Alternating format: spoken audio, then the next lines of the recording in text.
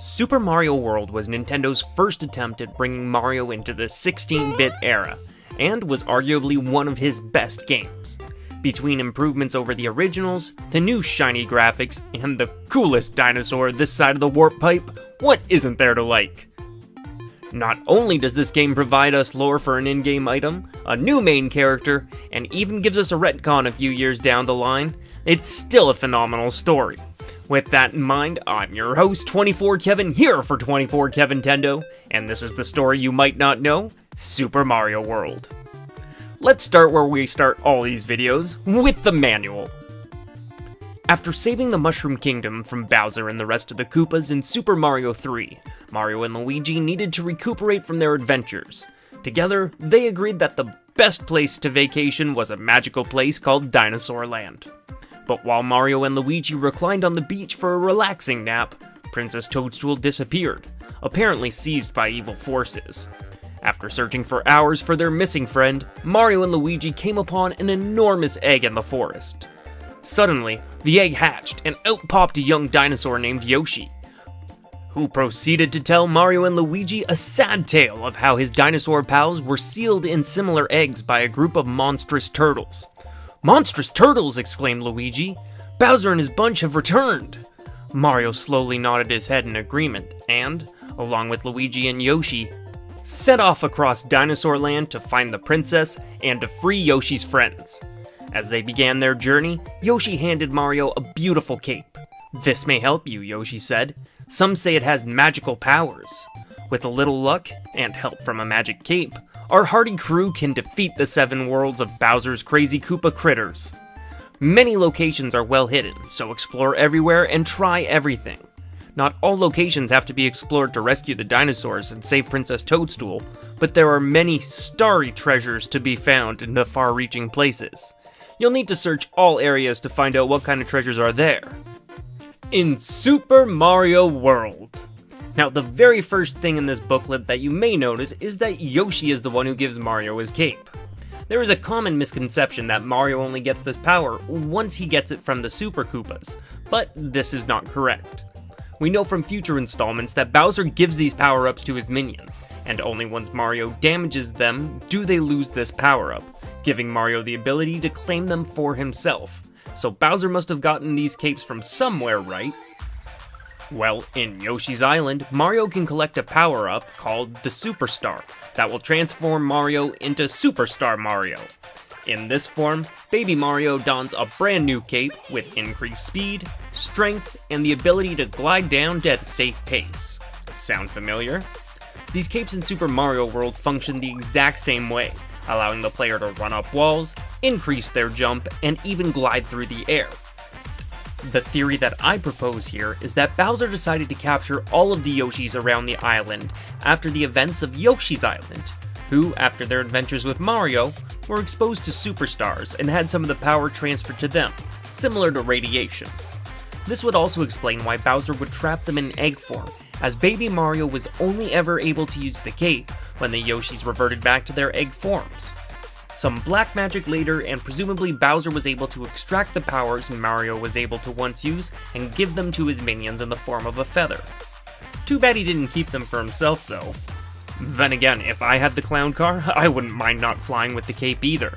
Let's actually make that the question of the day, people. Would you rather have the Koopa clown car, or the feather to give Mario's cape powers to you, but you would lose it if you got hurt, possibly getting it back if you could find another feather later? But I digress, leave a comment down below. Now, one thing this manual gives specific reference to is the fact that the game takes place after saving the Mushroom Kingdom from Bowser and the Koopas in Mario Bros. 3. Unfortunately, thanks to Miyamoto confirming a long-standing fan theory that Super Mario Bros. 3 is in fact a play, we know that this can't be true. There is also another issue in the manual, as if you turn to the map in the manual, it says that you may recognize the airship from Super Mario Bros. 3. Giving players the impression that this was a crash-landed airship from Mario 3.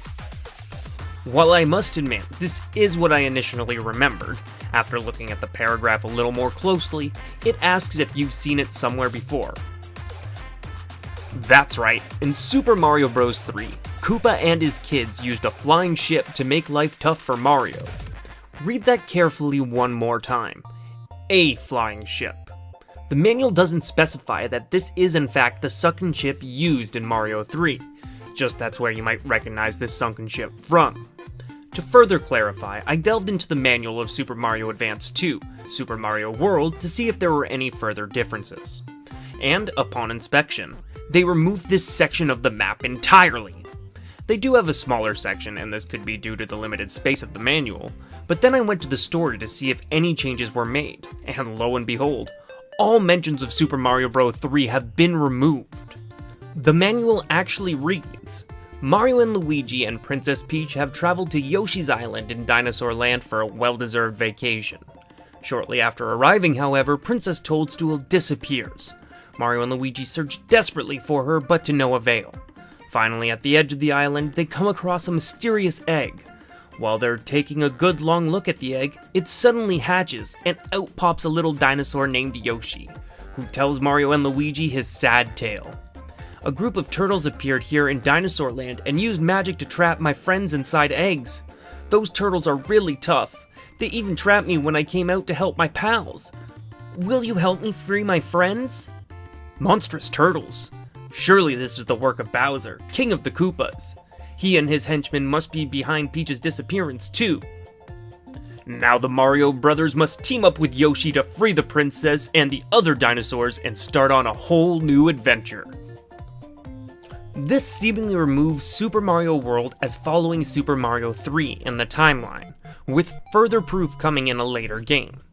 In Super Mario Sunshine, in a blink and you miss it moment happens on Flood's display, showing Mario in 3 different games: Mario Bros., Super Mario 64, and Super Mario World. Initially, fans thought that they only included these 3 games as they represented the different Mario art styles in their first form. I don't really think that's the case, as again, Super Mario Bros. 2 takes place in Mario's head, while Super Mario Bros. 3 takes place on a stage, explaining why they weren't included in this little title sequence being introduced to Flood. But we'll have plenty more to go over once we get to those games in the series. In the end, while Super Mario World doesn't do a whole lot to establish any more lore of the Mushroom Kingdom, it solidified Yoshi's staying power and the beautiful kingdom of the Dinosaur Land.